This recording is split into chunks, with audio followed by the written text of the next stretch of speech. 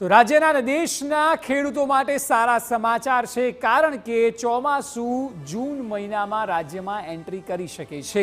જે પ્રકારે આગાહી કરાઈ છે તે આગાહી આપણે વિસ્તૃતમાં બતાવીશું, પરંતુ સારી વાત એ છે કે અત્યારે જે વરસાદ નુકસાન કરી રહ્યો છે તે આવનારા મહિનામાં જ્યારે ચોમાસું બેસશે ત્યારે સમયથી વહેલું ચોમાસું બેસવાના એંધાણ છે અને તેને લઈને ખેતી પણ સારી રહે તેવી પૂરેપૂરી શક્યતા છે।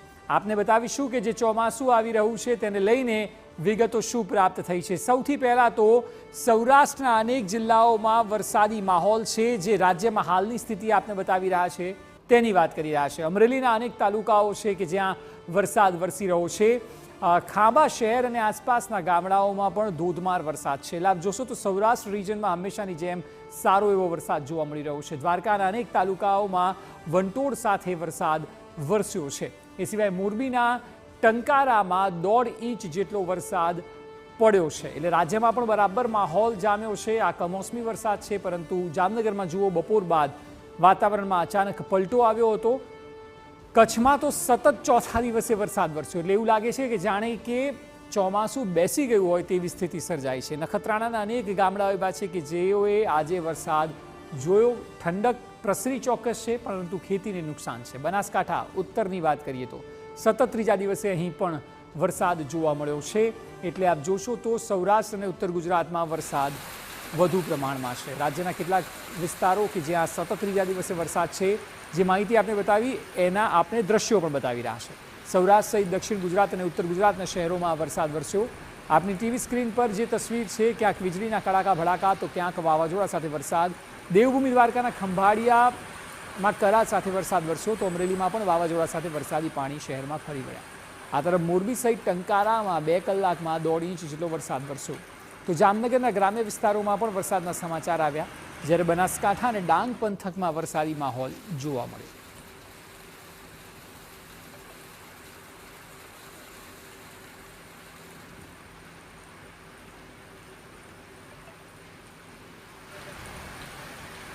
આ તરફ મોરબીના વાતાવરણમાં પણ અચાનક પલટો આવ્યો અને શહેર સહિત ગ્રામ્ય વિસ્તારોમાં વરસાદી માહોલ છવાયો।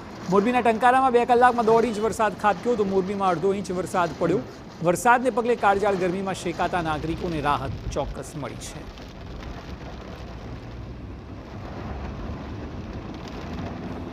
તો વીજળીના કડાકા ભડાકા અને વાવાઝોડા સાથે વરસેલો વરસાદ નુકસાનનું કારણ બન્યો છે। ભારે પવન ફૂંકાતા ટંકારાની આઈટીઆઈની ઇમારત પર લાગેલી સોલાર પેનલમાં નુકસાન થયું અને આખી પેનલ ઉડીને જમીનદોસ્ત બની। ભારે પવનને કારણે અનેક વિસ્તારોમાં વૃક્ષ ધરાશાયી થવાના પણ અહેવાલ છે।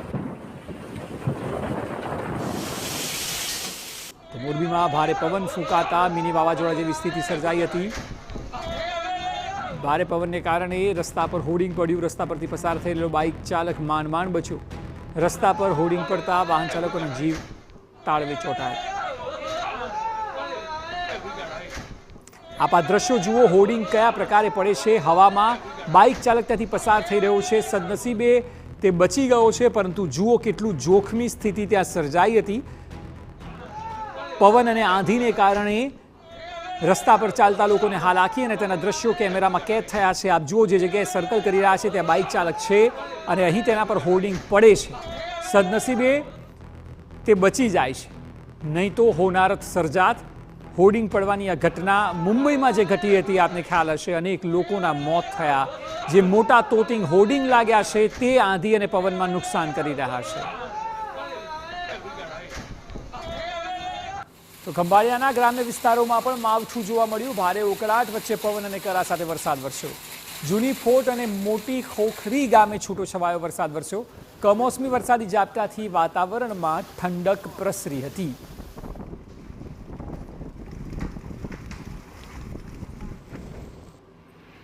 આ તરફ જામનગર જિલ્લામાં વરસાદી માહોલ જોવા મળ્યો। જામનગર શહેરમાં ભારે પવન સાથે વરસાદ વરસ્યો।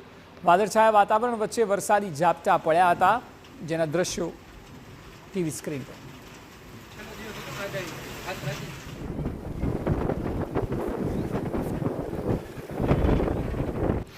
અમરેલીના વિવિધ વિસ્તારોમાં વરસાદ વરસ્યો છે। ખાંભા શહેર અને આસપાસના ગામડાઓમાં વરસાદી માહોલ જોવા મળ્યો। કમોસમી વરસાદને કારણે રસ્તા પર પાણી ફરી વળ્યા। કમોસમી વરસાદને કારણે ધરતીપુત્રોની ચિંતામાં પણ વધારો નોંધાયો છે। આ દ્રશ્યો જુઓ, એવું લાગે જાણે કે નદી વહી રહી છે।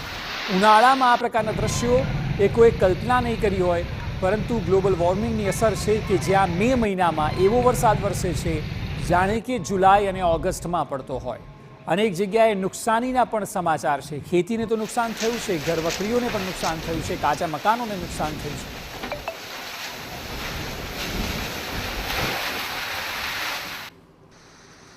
તો આ તરફ બનાસકાંઠા પંથકમાં સતત ત્રીજા દિવસે મેઘરાજા બેટિંગ કરતા જોવા મળ્યા. સતત 2 દિવસ દાંતાના વિવિધ વિસ્તારોમાં ધમરોળ્યા બાદ આજે પણ ધીમી ધારે વરસાદ વરસ્યો. દાંતામાં ક્યાંક વીજળીના કડાકા બડાકા તો ક્યાંક ધીમી ધારે સતત વરસાદ વરસતો જોવા મળ્યો. જોકે ભર ઉનાળે વરસાદ વરસતા ઉનાળુ પાક પર સંકટ સર્જાયું છે અને આ વરસાદે ખેડૂતોની ચિંતામાં વધારો કર્યો છે.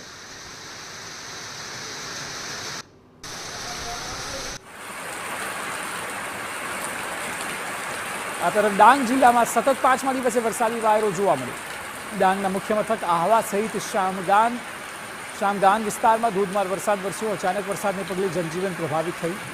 જોકે આ વરસાદને પગલે નાગરિકોને ગરમી સામે ઠંડક મળી, જ્યારે વરસાદી માહોલે ખેડૂતોની ચિંતા વધારી.